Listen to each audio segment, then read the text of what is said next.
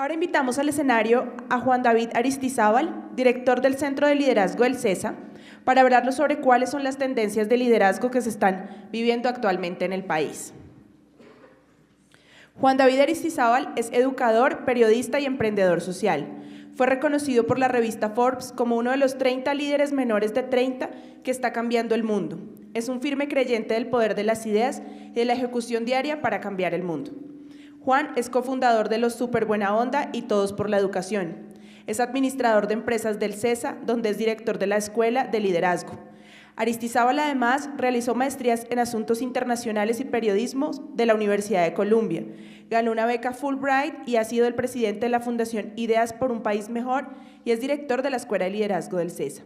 En ambas organizaciones se ha dedicado a promover un liderazgo colectivo para transformar el mundo. Bienvenido.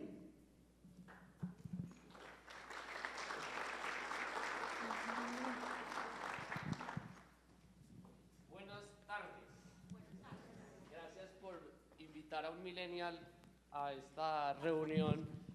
Si ustedes me ayudan con las otras luces, por favor, prendiéndolas, si me hacen, alguien me las iba a prender, si usted me ayuda, que nos iba a prender las luces. Les puedo ver la cara. Gracias por invitar al CESA, pues como me lo dijo alguien que nos vio en la entrada, invitar a un menor de 30 a hablarle a unos supergerentes. Para mí es un honor compartirles a ustedes. Si ustedes nos ayudan con el retorno del micrófono, por favor.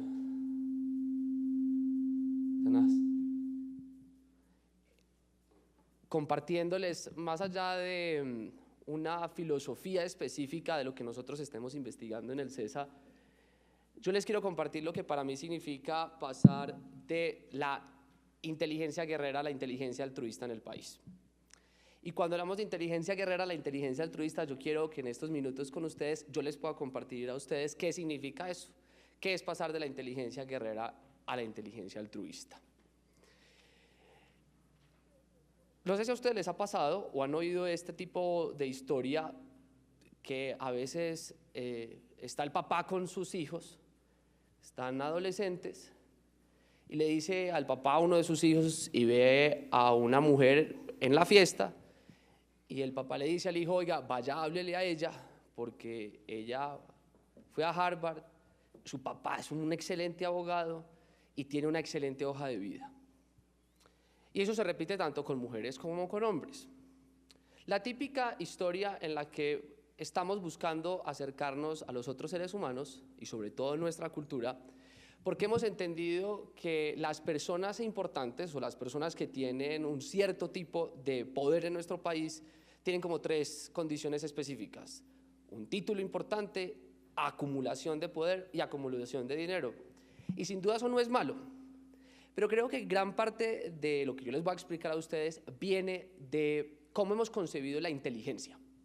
La inteligencia concebida como solamente de un tipo, al hombre o a la mujer que le va muy bien en matemáticas, le va muy bien en lenguaje, pero los otros tipos de inteligencia no nos gusta saber si la persona también es muy buena. Si no fue a una universidad, sino a otra, ¿por qué no hablamos de ese tipo de inteligencia? Pero ¿eso qué significa? Pues que tenemos que pensar en otro tipo de inteligencia altruista. Parte de las descripciones de lo que es una inteligencia guerrera son estas. Uno es una persona donde cree que todo lo sabe. Lo segundo es que cuando se mira al espejo se ve muy bien y solamente se reconoce a sí misma. Lo importante es que cuando yo haga las cosas es sentirme yo bien. La cuarta es que el único dolor que importa es el propio.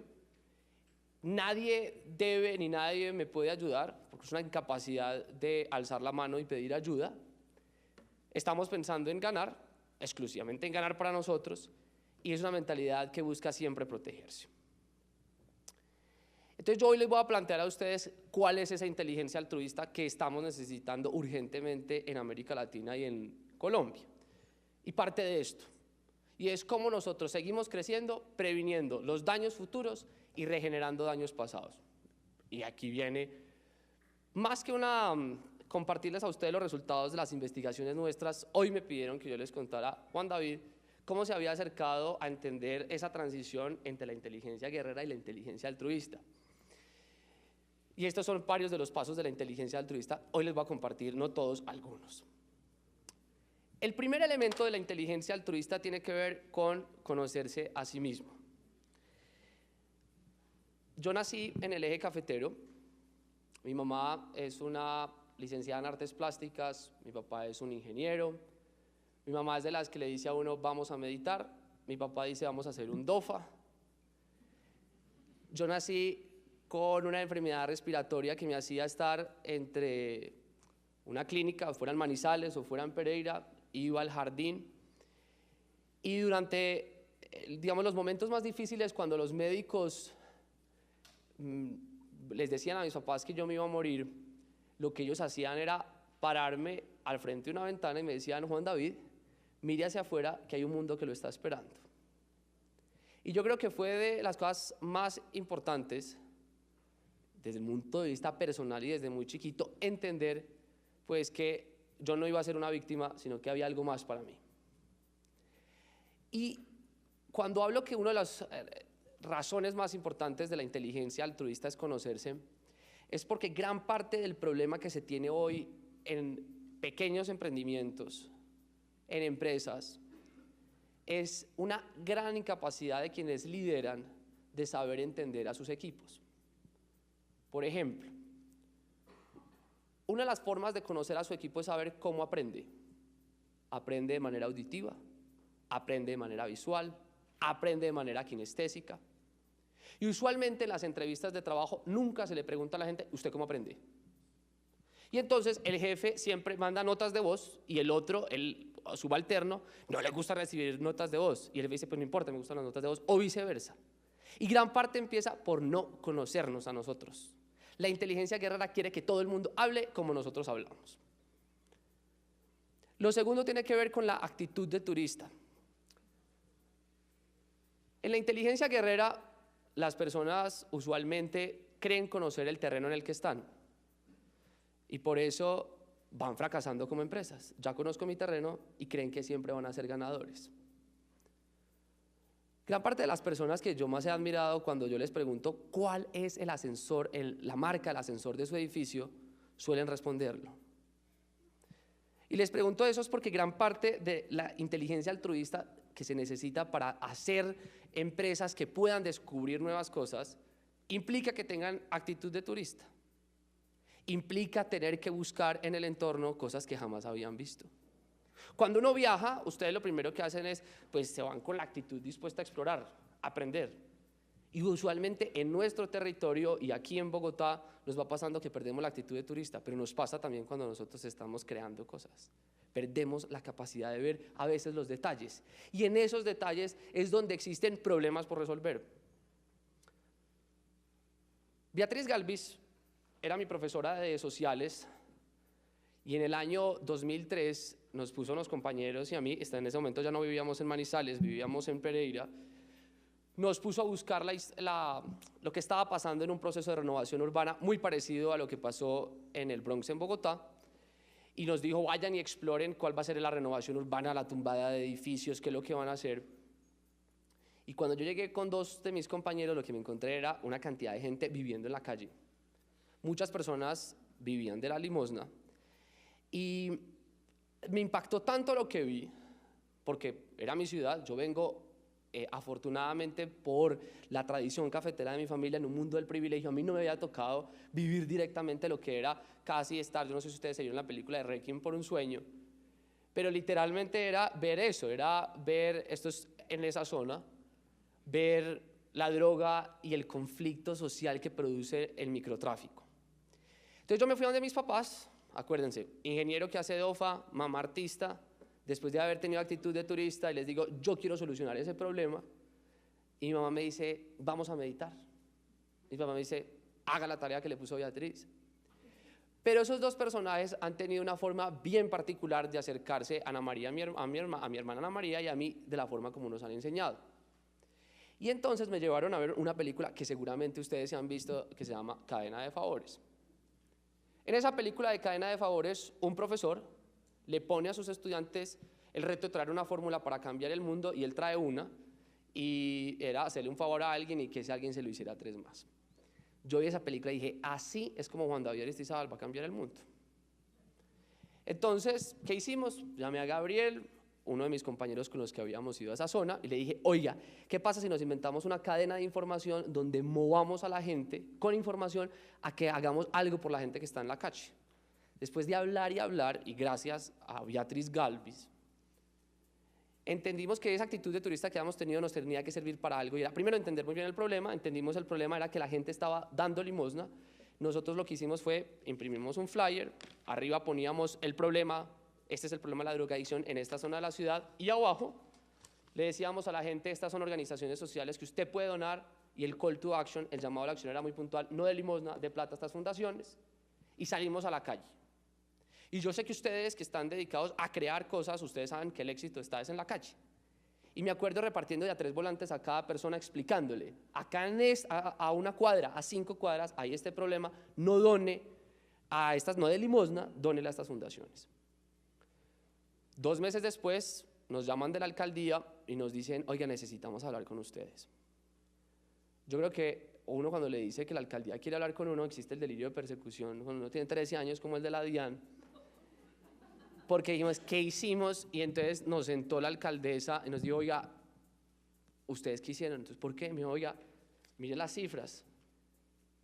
En esos meses, gracias a nosotros, dicho en la donación, 35 millones de pesos para las fundaciones que estaban trabajando con jóvenes que estaban en la drogadicción. Y creo que eso fue para nosotros muy importante, porque entendimos que parte de esa inteligencia altruista implica salir a la calle y el impacto que tiene cuando uno va y recorre el camino.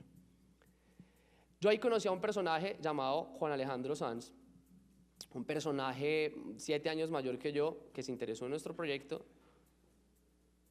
Hay una versión que dicen que estaba más interesado en mi hermana, pero ese personaje se volvió el mentor nuestro, porque es de esos mentores que nos hizo imaginar lo imposible. Gran parte de los estudiosos de la creatividad y de la imaginación dice que uno crea e imagina desde lo que conoce. Pero cuando uno tiene un mentor que se ha conocido, tiene el gran poder de ponerlo a uno a imaginar en lo que uno nunca ha vivido y nunca ha leído. En el año entonces 2003, después de empezar a crecer esta red que nosotros estábamos montando, yo no les voy a poner hoy, no, les tenía un video, pero no se los voy a poner, para no quitarles mucho tiempo. Juan Alejandro nos invitó a nosotros a mostrarle al presidente Uribe en el año 2003 el proyecto que nosotros estábamos haciendo, que estaba creciendo por todo el departamento de Risaralda. Y mis papás, Juan me dijo, mire, yo creo que hay que presentarle al presidente Uribe el proyecto de ustedes, nos vamos en carro, nos devolvemos, y la artista como el papá me dijeron que no podía venir. Y yo les comparto esto porque aquí vengo a acercarme a uno de los puntos más importantes de la inteligencia altruista y tiene que ver con la empatía. El 9 de septiembre del 2003, el rector de mi colegio me llama y me cuenta que a Juan Alejandro a las 2 de la mañana las FARC habían asesinado a Juan Alejandro bajándolo de un bus cuando iba de regreso de Bogotá a Pereira. Y yo creo que cada uno de ustedes que me llevan unos añitos de ventaja saben el conflicto que hemos vivido. Cada uno ha tenido una forma de acercarse a él. Pero pues a mí sí me ha tocado que bombardearan Salento, unos municipios del Quindío, pero a mí era la primera vez que me tocaban a mis 13 años que se me llevaban a un amigo. Y creo que como muchos de ustedes y como mucha gente que realmente ha sufrido con este conflicto, puede decir, me voy a vengar, o me voy a poner los audífonos de la indiferencia, o voy a tratar de resolverlo. Y creo yo que para mí fue muy importante para entender que el principal problema, antes de otros, era que el problema que tenemos que resolver en esta sociedad es este. Y gran parte de la inteligencia guerrera que tenemos hoy en día en nuestras empresas y en nuestra sociedad es porque vivimos en actitud de guerreros. Solamente pienso en mi dolor y no en el dolor ajeno. Y eso va desde cuando uno quiere ir a la Calera y no respeta la fila para ir allá, o no respeta que los impuestos que uno pague, pues el otro no entiende el dolor que significa trabajarlos todos los días y se lo roban. Gran parte del problema de nosotros ha surgido de no tener empatía. Este era Juan Alejandro, Y eso viene a que el cuarto elemento para tener la inteligencia altruista, pasar a hacer esa transición entre la inteligencia guerrera y la inteligencia altruista, tiene que ver con la creatividad.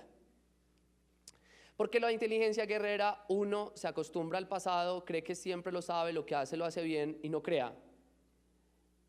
Y creo que uno de los elementos más importantes de esta inteligencia altruista está aquí.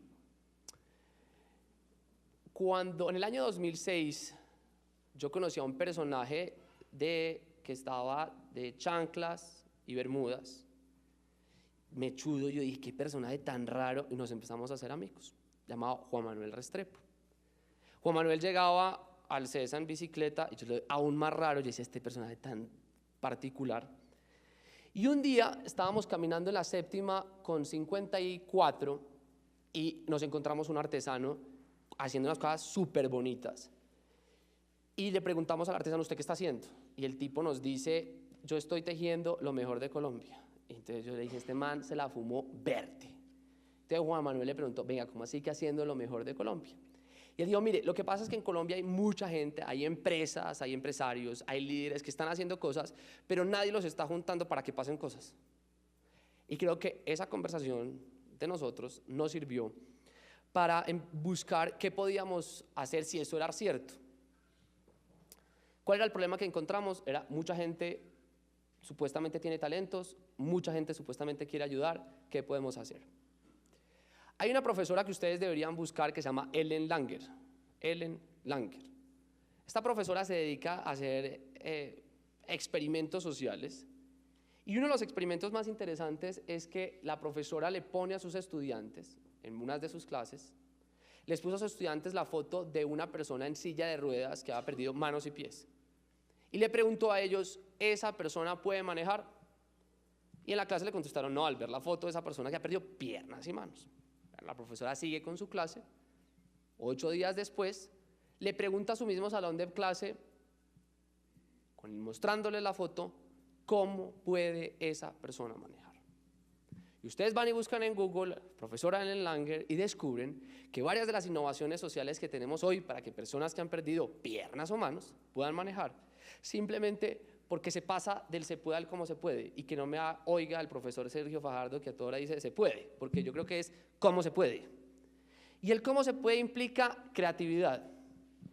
¿Qué hicimos nosotros en el año 2006? Inventamos un modelo llamado el VICA, que tiene 4 elementos para buscar que líderes, empresarios, gerentes, profesores apoyen proyectos sociales, culturales y de negocios en todo el país. Por eso fue que la revista Forbes nos catalogó en esa lista y por eso han sido los reconocimientos por inventarnos un modelo probado que logra tener impacto para que la gente se mueva de manera creativa a ayudarle a otra, para que de manera empática, para que no de filosofía e inteligencia guerrera, sino altruista, podamos buscar usar el talento de la gente. Voy a contarles rápidamente uno de los casos. Una emprendedora social nos busca y nos dice, oiga, yo llevo 5 años recogiendo libros en buen estado para hacer escuelas rurales en el país. Como lo ha hecho es que siempre en diciembre le pido a la gente que me los done al final. Entonces llamamos un comité de gente distinta, presidentes de compañía, socios de compañía, artistas, politólogos y definimos una ruta de acción. Oiga, vamos a pedirle a una empresa de pizzas que cada vez que pide a alguien una pizza, le diga al domiciliario, le diga a la persona cuando haga la llamada que en vez de además de plata, busque un libro en muy buen estado para un joven o un niño en Colombia. Pues eso hicimos, usamos una cadena logística y gracias a todo el sistema de nosotros recogimos 25.000 libros usando una cadena logística, simplemente fácil. Y eso es lo que nosotros hemos hecho con cientos de emprendedores y líderes en todo el país, buscando maneras creativas para que se puedan impulsar los cambios, porque estoy seguro que ustedes saben que tienen un talento y les gustaría crecer ese talento. Y lo que nosotros hemos hecho es busquemos cómo crecemos este talento de la gente. El quinto elemento se llama pedir ayuda. ¿Por qué es tan importante pedir ayuda? Porque el siglo XXI, y cuando uno ve todos los reportes de las habilidades que se necesitan en el siglo XXI, y por el otro lado la cuarta revolución industrial, hay una que los algoritmos no han logrado sacar, y es decirle al algoritmo cuándo pedir ayuda. Ni nos han enseñado cuándo los empresarios o las líderes o las empresas deben pedir ayuda. Los únicos que aún saben pedir ayuda y saben cuándo somos los humanos. Y el problema es que en muchas compañías que tienen inteligencia guerrera y que las personas tienen inteligencia guerrera, se les olvida la gran capacidad de alzar la mano y decir, oiga, yo necesito que usted me ayude. Y por el otro lado, la incapacidad de ofrecer ayuda. Y uno de los fundamentos que existen en esa inteligencia altruista está aquí, en pedir ayuda. A mí me gusta mucho la descripción del profesor Parra, y digo, discúlpenme por esto citándoles a un profesor, pero creo que es vital que ustedes lo tengan presente. Dice, las personas que saben pedir y dar ayuda crean redes emocionales, profesionales y sociales sólidas. Saben crear riqueza y capital social. Estos son parte de la gente que con nosotros hemos construido proyectos y no me quiero demorar contándoles ejemplos de pedir ayuda de lo que nosotros hemos hecho, pero es uno de los elementos fundamentales pedir ayuda. Otro elemento de pasar de la inteligencia guerrera a la inteligencia altruista tiene que ver con organizar una tribu. ¿Por qué tiene que organizar una tribu? Porque ustedes, ¿cuántos de ustedes tienen clientes? Alza la mano los que tienen clientes. ¿Cuántos de ustedes tienen estudiantes? Son profesores. ¿Cuántos de ustedes tienen followers en redes sociales? Donde ustedes estén, ustedes no tienen ni seguidores, ni clientes. Ustedes es miembros de una tribu. Ellos los siguen a ustedes por algo. Y cuando ustedes miran su plan de marketing está pensado es, oiga, ¿yo cómo le vendo más? ¿O cómo vuelvo a que se vuelva leal en la próxima compra? ¿O cómo mis estudiantes me califican mejor? Pero uno de los retos que tenemos para pasar de la inteligencia guerrera a la inteligencia altruista tiene que ver con pensar que la gente que nos compra a nosotros productos o servicios, la gente que nos dona tiempo, la gente que participa en nuestros proyectos, nuestro equipo de trabajo, se llama tribu. Y pensar en tribu significa cómo yo cuido a la tribu siempre y cómo la tribu me puede cuidar a mí. Y aquí les traía unos ejemplos, pero no me quiero demorar en ejemplos para no demorarme más. El sexto elemento para pasar de la inteligencia guerrera tiene que ver con la mentalidad de crecimiento. Y esto quiero parar acá un segundo para que ustedes miren estas dos columnas. La profesora Carol Dweck se ha dedicado a investigar durante 20 años cómo jóvenes, niños y gerentes tienen alguna de estas dos mentalidades. Y si ustedes miran esta de la izquierda, este tipo de mentalidad tiene unas características. Les gustan los retos, son persistentes ante los problemas, el esfuerzo es parte del camino, aprenden de las críticas, cuando otros triunfan les gusta. Y miren las del otro lado, la de la derecha. Abandonan súper fácil y rápidamente cuando un problema se les acerca. Si ustedes tienen hijos, pónganle cuidado si es el primero que le pregunta al otro, ¿usted cuánto sacó? Es ese tipo de mentalidad. Y que alguien triunfe es un dolor en su corazón. Esta profesora ha llamado a esto la mentalidad fija y la mentalidad de crecimiento.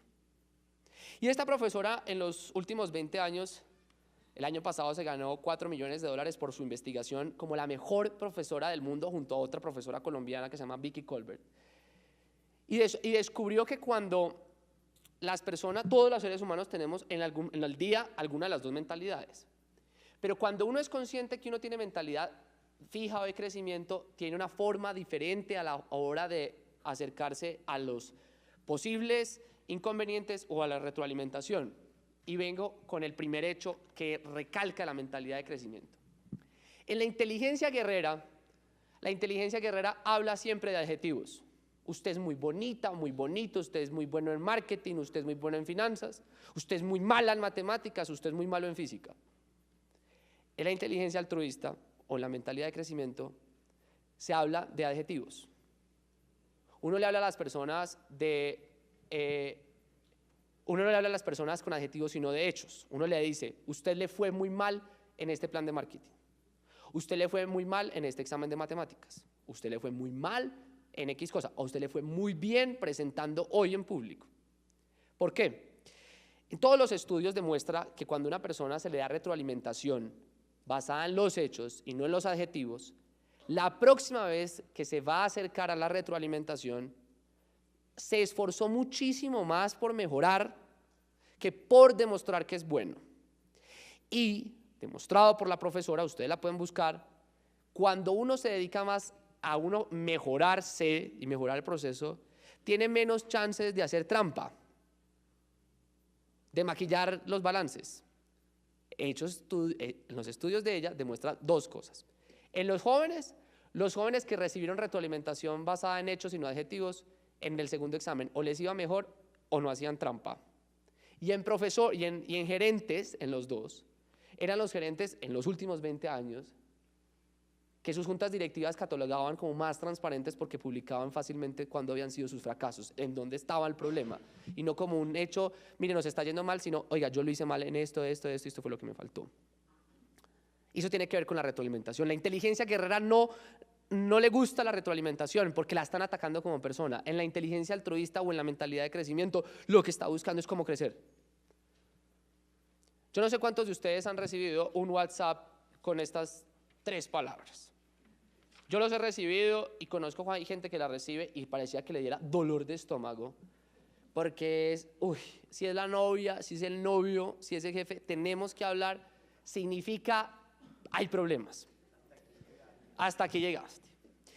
Y cuando ustedes ven en el país de nosotros gran parte del tenemos que hablar, es porque tenemos un gran problema al manejo del conflicto. La inteligencia guerrera es una inteligencia que a la hora de tenemos que hablar, la aborda de esta manera. En Colombia se muere más gente el Día de la Madre que otro día. Porque cuando la gente no ha aprendido a hablar los problemas. Cuando uno habla en medicina legal y hace doble clic a la cifra no es porque era alguien de las FARC o los paramilitares, no. Se mata porque el tipo tenía desde hace 6 meses un asunto pendiente con el personaje. Cuando uno va y busca en la fiscalía los expedientes es porque la persona hace 4 años no le pagaba y nunca fueron a una casa de la justicia a negociar el proceso. Porque hay un gran problema con el tenemos que hablar. Y entonces por eso ustedes encuentran que en la inteligencia guerrera hay varios de estos personajes. En mi opinión, más la primera. En la inteligencia guerrera somos unos tiburones. Al mensajero lo queremos matar. Nos mandan el tenemos que hablar y vamos a atacar a esa persona, vamos a ponernos a la defensiva. Otra actitud parecida a la inteligencia guerrera, que está en la mitad, es como el conejo. Se desaparece. Va a volver a pelear algún día, pero no hoy. Y yo creo que si queremos hacer la transición entre inteligencia guerrera en este país a la inteligencia altruista, tenemos que pensar como las abejas. Ir al panal, cogerlo, enfrentar a la otra abeja, ir, recoger, enfrentarnos al conflicto. El conflicto no es malo. El conflicto nos implica tener una mentalidad de crecimiento para poder tener retroalimentación necesaria para poder saber mejorar. Nosotros en el CESA lanzamos este año una plataforma que se la recomiendo, que se llama cumbre.cesa.edu.co, donde están hoy en día miles de artículos para que ustedes dejen de ser tiburones y sean más abejas.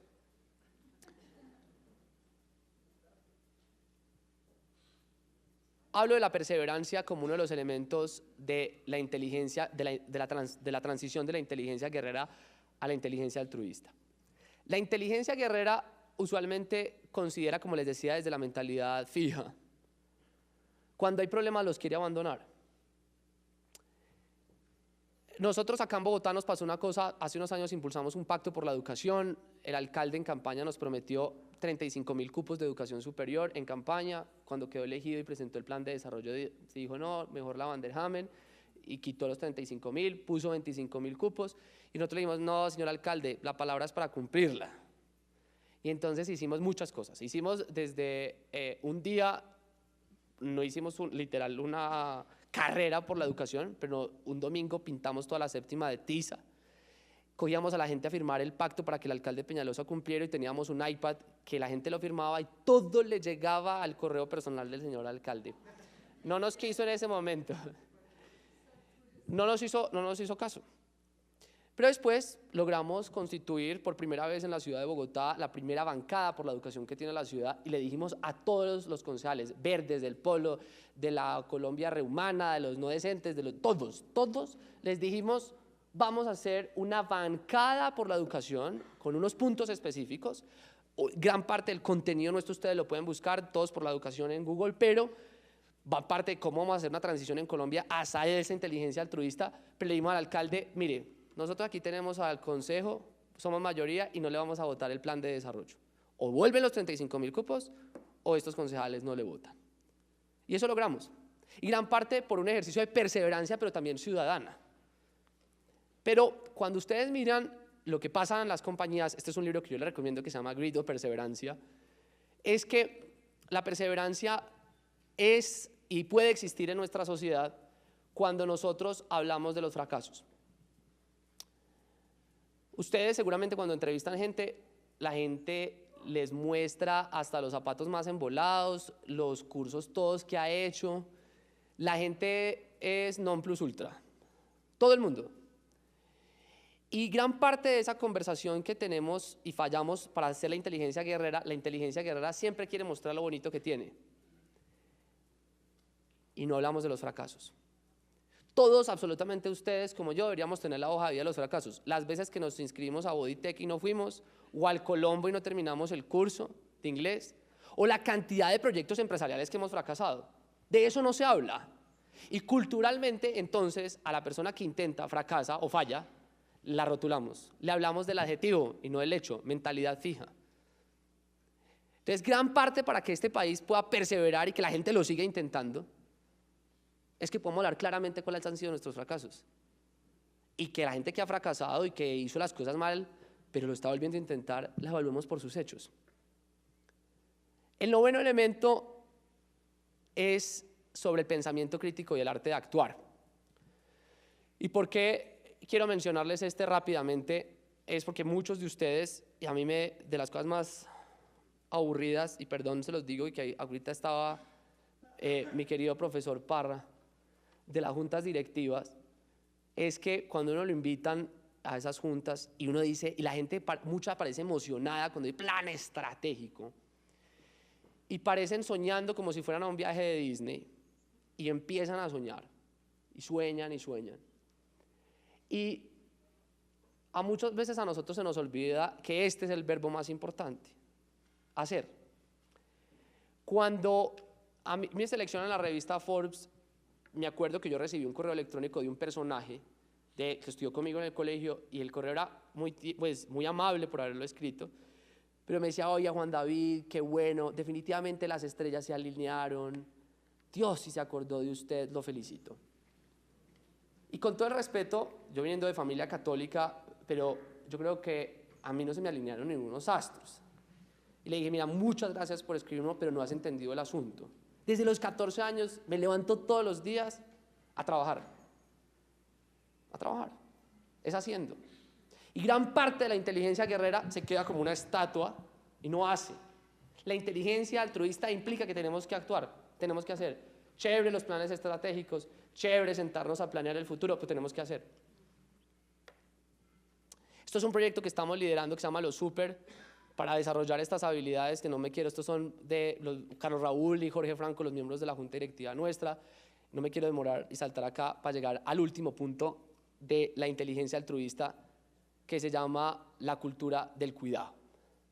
La cultura del cuidado en la inteligencia guerrera es el punto final, tiene que ver con el nuevo paradigma ético que tenemos que tener en esta sociedad, y es lo que, en mi opinión, donde estamos fallando.